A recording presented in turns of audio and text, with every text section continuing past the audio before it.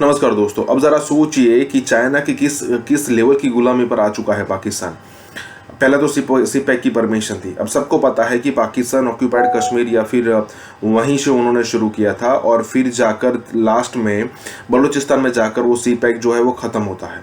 अब इस टाइप की सिचुएशन में ज़रा सोचिए कि अगर इंडिया के अंदर कोई कंपनी आकर इन्वेस्टमेंट करना चाहती है तो हम उसको ज़मीन का एक छोटा सा टुकड़ा देंगे, ना ही कश्मीर से लेकर नीचे केरल तक एक रूट दे देंगे कि भाई ये रूट आपका, आप जो चाहिए वो करिए। और ऊपर से चाइना जो भी लोन देता है उसकी मतलब अमेरिका की तरफ से पाकिस्तान को जो भी पैसे आते थे वो सीधा का सीधा एड हुआ करती है या करती थी। एड मतलब सीधा भीख में कि हम इसका कोई हिसाब नहीं मांगेंगे, आपको ये पैसे वापस नहीं देने, आप यूज़ कीजिए।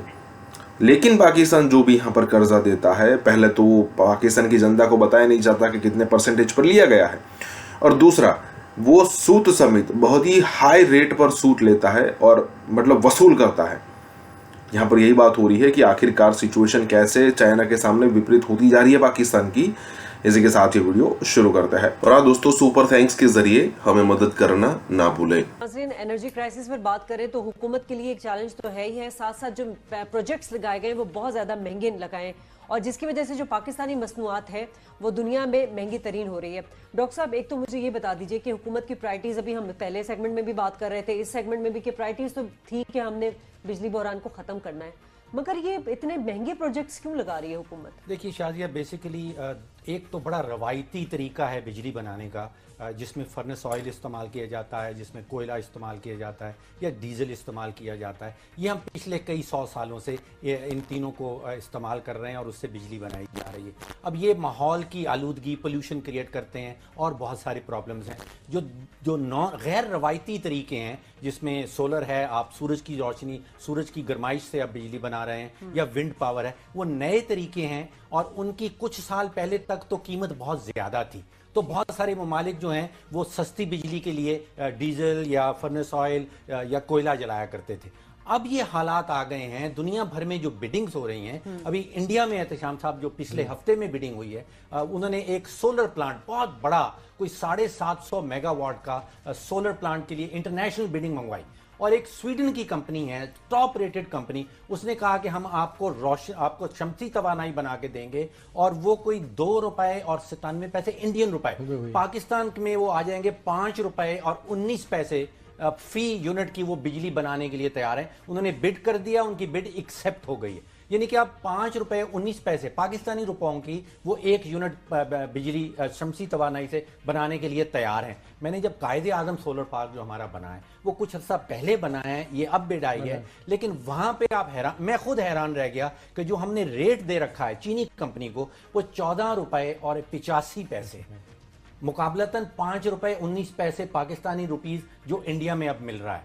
तो आपको वो कोयले से बिजली बनाई जाने वाला फर्नेस ऑयल वाला मामला वो पुराना हो गया है, बहुत नई चीज़ें। देखें डॉक्टर साहब, दो चीज़ें बड़ी अहम है जिसकी तरफ आपने इशारा किया था ना, सोलर पार्क का और विंड का, ये जो रिन्यूएबल एनर्जी वाले सारे हैं सिलसिले, इसमें पिछले 25 साल से आप तहकीक करके देख लें कि तकरीबन 20 साल तो इस मसले पे झगड़ा रहा कि टैरिफ उनका क्या होगा।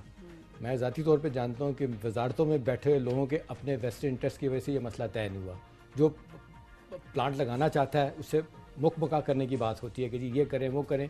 और फिर आप देखिए डॉक्टर साहब, जो इंट्रीगिंग बात है ना, आप मुझे बताएं हमारे यहाँ कोई यूनिफाइड टैरिफ क्यों नहीं बनता किसी चीज़ के लिए, एक। और फिर ये बार बार जो आप बात कर रहे हैं बिडिंग की, अब बिडिंग तो हमारे यहाँ नॉन एग्जिस्टेंट होगी। सिर्फ 3 मुल्कों की जो है ना बड़ी पार्टी आती है, चाइनीज है, टर्किश है और कतरी कंपनी है। कतरी लेटर भी है, कतरी कंपनी, कतरी तो एलएनजी का ज़्यादा काम। अब देखें कि सारा का सारा इनको काम दिया जा रहा है और सारे के सारे कॉन्ट्रैक्ट इनको दिए जा रहे हैं। आप मुझे बताएं डॉक्टर साहब, ये गडानी पावर प्लांट जो था, इसमें 10 पावर प्लांट लगने थे, ये 650 मेगावाट शेल्फ हो गया ना। क्यों शेल्फ हो गया? इसलिए कि वहाँ पे वो कहते हैं कि टैरिफ नहीं तय हुआ।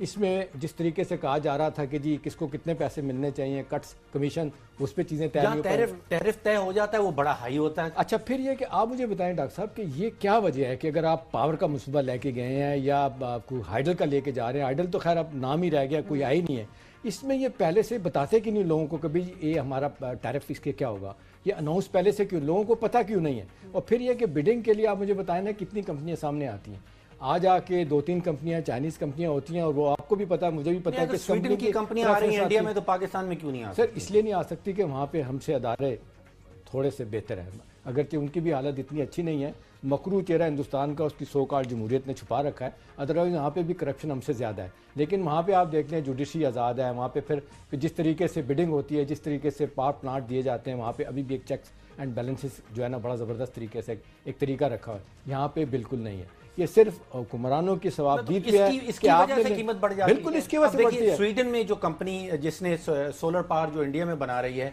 वो उनका कहना है कि हमारा 1 मेगावाट पर मेगावाट जो कॉस्ट है वो $7 लाख आएगी। जो कायदे आज़म सोलर पार्क हमने चीनी कंपनी से बनवाया, वहां पे $15 लाख का 1 मेगावाट बन रहा है। डॉक्टर साहब, चंद साल पहले की बात है जब हमारे यहाँ बिजली का बड़ा अक्यूट बुरहान था। मुझे याद अच्छी तरह से, एक अमेरिका में हमारे दोस्त हैं, उन्होंने मुझे एक बात बताई। उन्होंने कहा कि यहाँ पे एक अमेरिकन कंपनी से किसी ने पावर प्लांट 1000 मेगावाट का बनवाया, और किसी वजह से उनका वो जो थ्रू नहीं हो सकी नेगोशिएशन, और वो आपको पता है 3 से 4 साल लगते हैं पावर प्लांट बनाने में।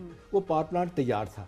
तो मेरे दोस्त हैं, उन्होंने कहा कि यार ये मैं पाकिस्तान की गवर्नमेंट से बात करता हूँ। उन्होंने 3 महीने वापदा गवर्नमेंट के सारे बड़े इदारों को कहा कि यार खुदा का वास्ता है, मेरा इसमें कुछ नहीं है, ये ले लें, बना अमेरिकन कंपनी अमेरिकन कंपनी पैसा लगाना चाहती थी। पैसा वो नहीं जी, तैयार था वो 500 मेगावाट का, वो कह रहे थे कि खरीद ले कोई।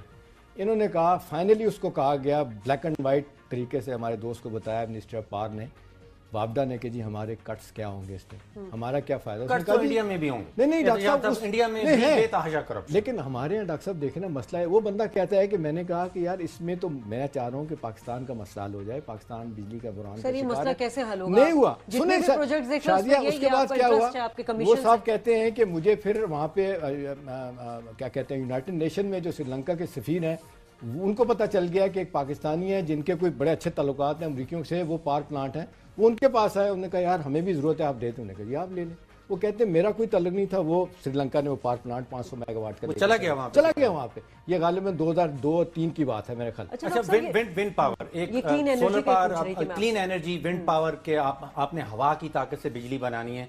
इसी तरह इंडिया ने इंटरनेशनल बिडिंग करवाई और वहां पे ₹5.33 का 1 यूनिट उनको कंपनी बना के दे रही है कि हम विंड पावर लगाएंगे, ₹5.33।